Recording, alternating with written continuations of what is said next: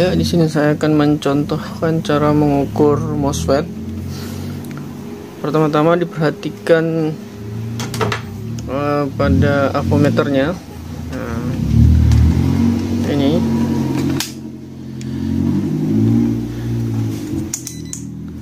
avometernya kita menggunakan dioda mode ketika mau melakukan pengukuran pada MOSFET. Kita putar. Kita lihat ini masih posisi untuk mengukur resistor atau hambatan. Kita tekan ini tombolnya, ini untuk buzzer. Kemudian kita gunakan satu kali lagi. Nah, ini ketika ada lambang atau logo dioda mode seperti ini, maka itulah yang kita gunakan untuk mengukur MOSFET. Nah, di sini ada mainboard. MOSFET yang akan saya ukur, atau semua MOSFET akan saya ukur satu-satu untuk mengetahui kondisinya. Nah, ini salah satu MOSFET-nya. Saya akan ukur dulu. Nah, awalnya kita ingin tahu dulu apakah MOSFET ini masih bagus atau sudah rusak. Untuk mengetahui kondisi MOSFET bagus apa enggak, kita tidak perlu memperhatikan posisi probe-nya merah atau hitam. Langsung saja kita arahkan di antara dua sisinya, 23 dan 76. Nah, langsung saja seperti ini. Nah, ketika kita arahkan seperti ini, tidak terjadi buzzer atau tidak ada bunyi beep, itu kemungkinan MOSFET ini masih dalam kondisi bagus. Nah, selanjutnya kita ingin menentukan apakah MOSFET ini berjenis P-channel atau N-channel. Kita perhatikan kaki satu di mana. Misalnya ini kaki satu. Nah, ini kita perhatikan di sini ada kaki 1, 2, 3, 4, 5, 6, 7, 8. Oke, ini 1 sampai 8. Nah, ini saya probe merah masih seperti yang tadi, saya arahkan ke tengah antara kaki 2 dan 3. Kemudian yang hitam antara 7 dan antara 6 dan 7. Nah, perhatikan di multimeter itu tidak terjadi pergerakan. Nah, sekarang probe-nya saya balik antara hitam dan merah. Kita balik sekarang. Nah, lihat sekarang setelah probe saya balik, terjadi perubahan nilai di avometernya. Terjadi perubahan nilai. Nah, ini artinya MOSFET ini adalah berjenis P-channel. Kenapa? Ciri-cirinya ketika probe hitam saya arahkan di antara 23 dan yang merahnya di antara 67 dan memiliki nilai 0,5 sekian-sekian, tapi ini nilai tergantung jenis avometernya. Biasanya ada yang lebih rendah, 0,4, biasanya seperti itu. Berarti MOSFET ini berjenis P-channel dan dalam kondisi masih bagus. Sekarang kita cari MOSFET yang berjenis N-channel.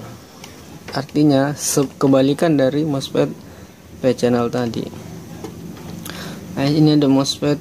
Nah, kita ukur dulu yang ini. Kebetulan ada MOSFET juga di sini. Yang ini. Kita cari kaki satunya mana? Oh, ini kaki 1. Nah, perhatikan. Nah, dari pengukuran ini kita bisa menyimpulkan bahwa MOSFET ini juga berjenis P-channel. Jadi kedua MOSFET yang ini dan yang ini berjenis P-channel. Oke, kita ukur yang lain. Jadi kita sudah menemukan 2 P channel di mainboard ini. Sekarang kita mengukur yang kecil ini MOSFET juga, cuman modelnya yang lebih kecil. Perhatikan. Nah, ini agak besar, ini kecil, tapi tetap saja MOSFET. Dan ingat ya, MOSFET di mainboard itu kodenya adalah Qi. Jadi ketika menemukan Qi berarti itu MOSFET atau Peki. Nah, Peki atau Qi. Peki untuk tegangan inti biasanya, artinya tegangan-tegangan besar yang dilewati. Kemudian kita ukur. Kita cari dulu kaki satunya. Kaki satunya adalah ini satu untuk MOSFET yang ini, dan yang kaki satunya untuk yang ini. Oke, kita lakukan cara yang sama seperti tadi. Kita arahkan kaki 23 dan 67. Nah, perhatikan. Nah, di sini tampak perbedaan. Ketika saya mengukur dengan cara yang sama, ini tidak memiliki nilai atau over limit. Beda dengan ketika saya mengukur kaki P channel tadi. Nah, ini sama ini. Oke, saya gambar dulu.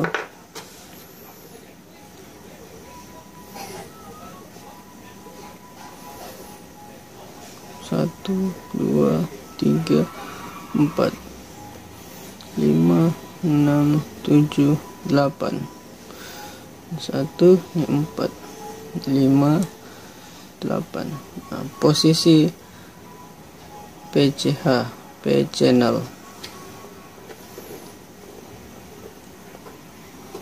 Nah, ingat untuk P channel ketika saya mengukur seperti ini, saya arahkan di antara kedua ini, antara pertengahan antara 23 dan 67, ini akan bernilai. Lihat, perhatikan ini.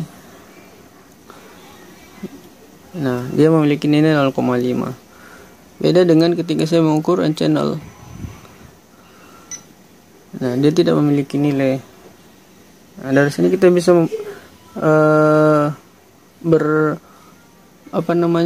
sudah menemukan dua tipe MOSFET yang berbeda. Yang satu N channel, yang ini N channel. Kemudian yang ini adalah ini yang P channel, maaf, ini P channel, yang ini adalah N channel.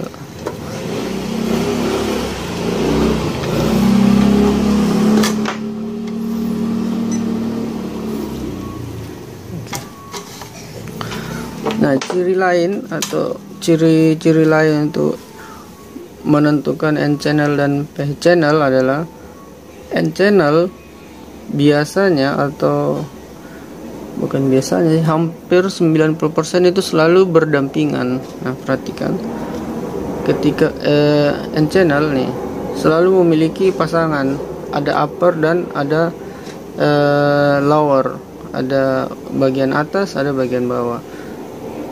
Nah, kita perhatikan yang lain. Nah, ini. Jadi ini bisa dipastikan bahwa ini adalah MOSFET N channel. Dia selalu berpasangan. Beda dengan P channel tadi, dia sendiri. Ini sendiri, tidak memiliki pasangan.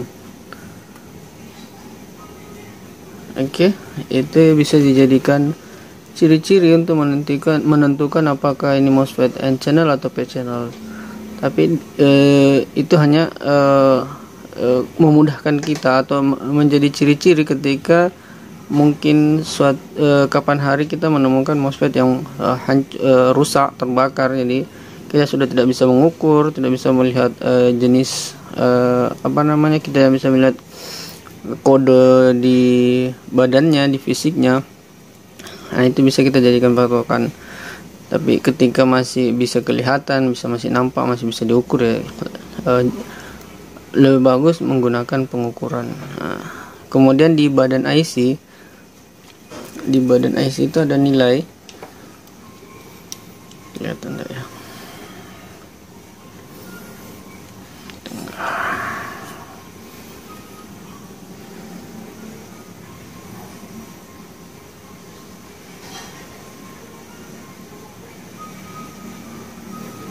Nah itu kelihatan enggak? Kelihatan ya.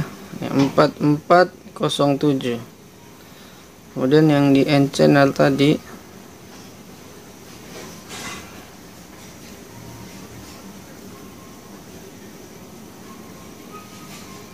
7410. Nah itu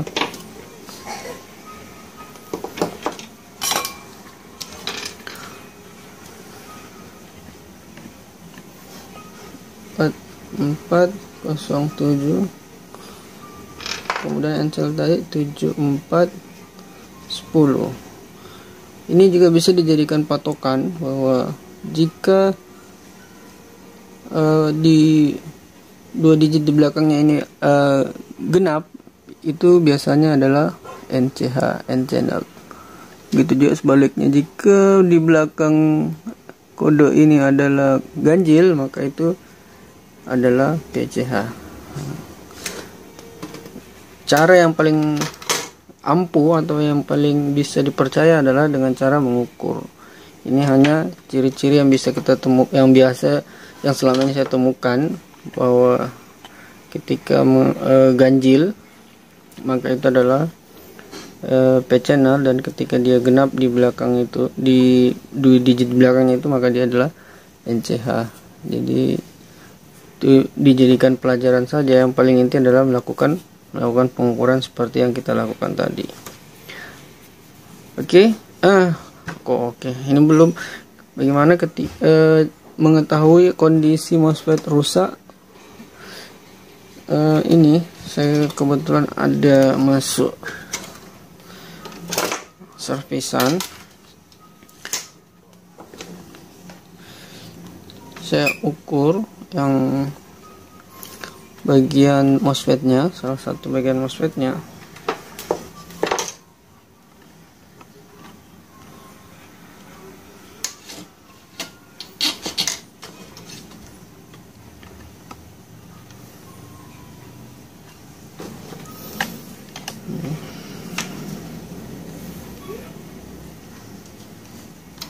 Gelap.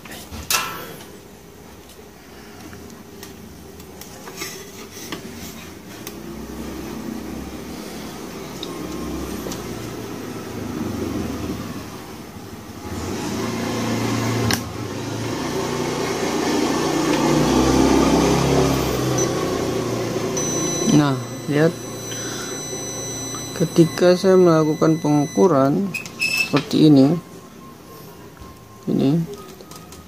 maka avometer akan buzzer atau akan berbunyi. Ini avometer akan berbunyi. Itu berarti MOSFET ini mengalami masalah atau jalurnya mengalami masalah. Dan untuk memastikan ya, ini harus dicabut, MOSFET-nya ini harus dicabut, terus diukur di luar. Ketika diukur di luar seperti ini berbunyi, maka bisa dipastikan bahwa MOSFET itu kondisinya sudah rusak, jadi harus diganti. Oke, itu salah satu contoh untuk menentukan bahwa MOSFET ini masih bagus atau rusak. Ya, kita ukur saja satu-satu. Jadi kita bisa melakukan pengukuran satu-satu dengan mudah. Langsung saja ininya ukur seperti ini. Di bagian-bagian lain juga, MOSFET lain kita ukur saja seperti ini.